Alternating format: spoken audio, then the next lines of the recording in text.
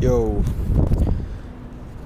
so this is something I wanted to kind of show about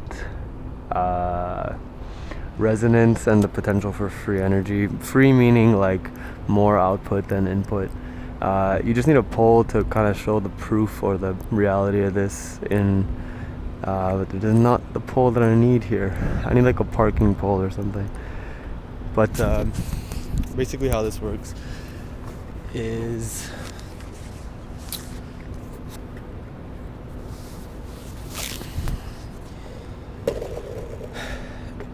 if you put a stick in the ground, okay? This ground, the ground that we're on.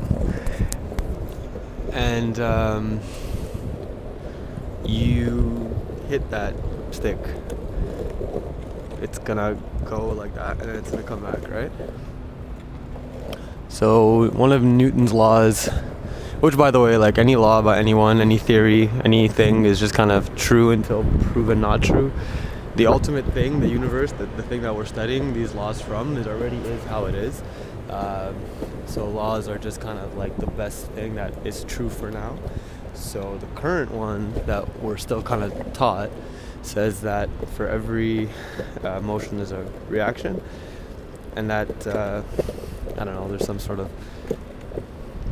fundamental thing that says that you wouldn't be able to have perpetual motion, but seeing as like gravity is perpetually motioning, constantly pulling all the time, right, non-stop, and time also is perpetually going, you would think that seeing as that's a product of the universe that we're in, you can kind of harness that and then have a perpetual motion machine.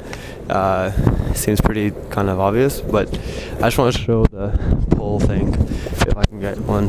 So here's a pole, so I'll show what I mean. So this looks like it's pretty good into the ground. Yeah, this one's really good. So I'm just gonna shake it, okay?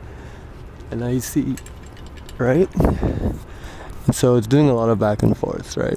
I would say that if you would measure the energy output that's making, all those micro, like all that micro back and forth, it's going way more than the little I'm doing with my hand, right? And if I get it really good, like if I get the swing really good, it's still going, right? If I get the swing really good and I push it just at the right time, right, it starts to go really a lot. So I wouldn't say that that's me. I would say I'm starting it or I'm pushing it at the right time, but then it's continuing because of the earth itself and resonance and bounce. So it's bouncing off the matter that is the earth itself. So if you keep pulsing at the right time, you get to really high frequency oscillations.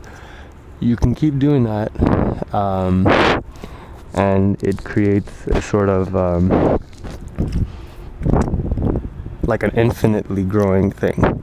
So I would think that, I mean, I read in Tesla's accounts in the 1900s, early 1900s, like before 1910, that he just had a machine that was going like that at the right time, and within less than 10 minutes, if you keep hitting it at the right time, like you don't have to start, like I'm going really fast here to get the show the concept right away, but as long as you just keep hitting it at the right time, every time you hit something, there's the force comes back. As it comes back, you hit it again, and you can make. He was doing it on steel beams. He was doing it to buildings. He said he could do it with bridges or whatever. So once you find the right time to hit the thing at, the pulse itself, the force itself doesn't matter. You just got to keep hitting the thing as it comes back, and then the swing continues and grows and grows and grows, and then it just gets humongous. So I hope I'm explaining myself properly. So clearly, like that concept works on a really large scale, or on all scales. If you just swing with something, it grows like to crazy, currently kind of for some reason unproven or unknown about or untaught about truths of our physical universe. So what Tesla was trying to do, he fucking put a pole like 200 feet in the ground and a tower at the top, and he was gonna do that kind of idea on a global level, and then he was going to have so much power, and then he was going to give the power to the whole world, and he even was going to give that power from that tower called the Wardenclyffe Tower wirelessly. So he was going to transmit power. So usually right now when you get power, you have to plug into something. That power, he was going to give that wirelessly, and he was going to generate like abundant, infinite, unlimited energy through that kind of system of just hooking up to the globe using gravity and resonance. So this man existed like was born more than 100 years ago. He was born like in the 1800s. He died like in the 1930s, 1940s. Okay. And he never got to do the free energy thing for whatever reason.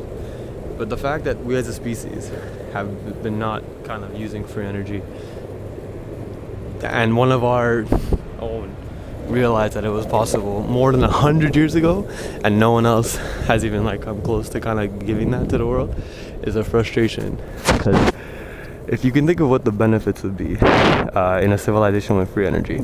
So let's say, okay, so energy is free for everybody. So all electronic power, gasoline power, anything powering anything is just constantly free because, you know, some inventor found a way to just, hey, it's abundantly free, unlimitedly everywhere. Let's just give it away, obviously, because it's, you know, we're ultimately here for ourselves, and let's just give that. So the first thing that we would be able to do in that kind of system of free energy would be, I would think, to automate and freely give food to all living beings. So we could automate our crops, we could automate our livestock if we still want to eat animals. By automate, I mean like program robots or humans that want to do the work. But that whole system, right? Because you're starting on free, the actual energy, the power source of the thing is actually free. Then you could just automatically give the food. Okay, like that'll be the first step. Okay, so we got everyone fed. Okay, so we have free energy, now we have free food. Then it would be free transportation, right? Like, let's say like all the planes, all the trains, whatever other things we could invent. The logistics of everything ultimately is going to be running on the free energy that we've unlocked, and now that's free too. So we could automate that too with robots, self-driving cars, self-driving planes, whatever. Or again, if we want to make humans do jobs that we could ultimately automate, then we can do that as we get there.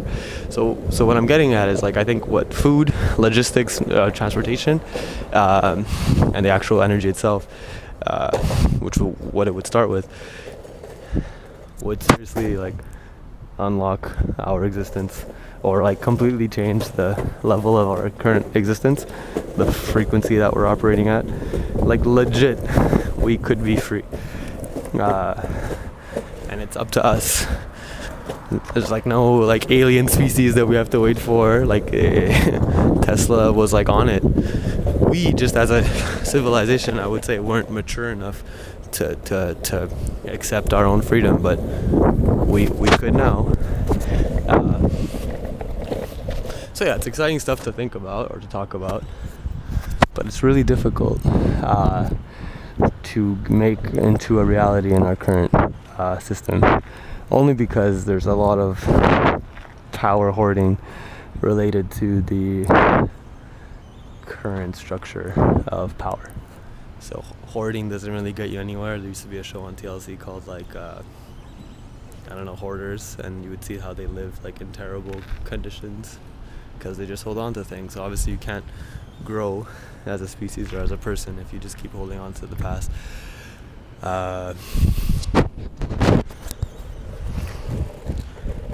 Back to the poll thing, I was just very much not doing it very much, but I've pulled out full out poles like this that are into the ground, just by doing that, just by my own hands. You could do it with trees as well. You could see that you can get a whole big tree kind of moving, and like I said, Tesla had a little vibrator, a little mechanical thing that he would fine tune or calibrate to the thing that he was hitting it on. And obviously he was an inventor and stuff, so he would study what frequency of hitting it each material needed, and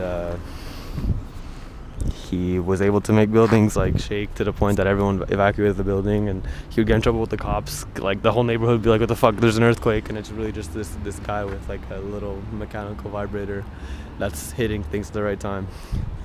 So in his life, a lot of people thought Tesla was like mad meaning like insane, even though he like invented radio and pioneered tons of things with electricity and wireless technology. Like he was a brilliant genius, but the term crazy or insane, or it's just control, because there's people that are too ahead in a sense, and the people that are in power know that they can't fuck with people that are stronger or more ahead of them, so they just say, oh, they'll try to spin things. So there's a whole disgusting spin in our society that I don't want to get into, but you're better off not fucking with it, because just by fucking with it, just by talking about it, you're validating its existence as like a force that you have to worry about. But if you go above and beyond that, so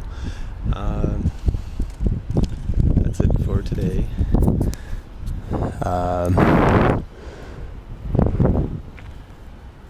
Let's hopefully get these ideas rolling, and the more you talk about it, the more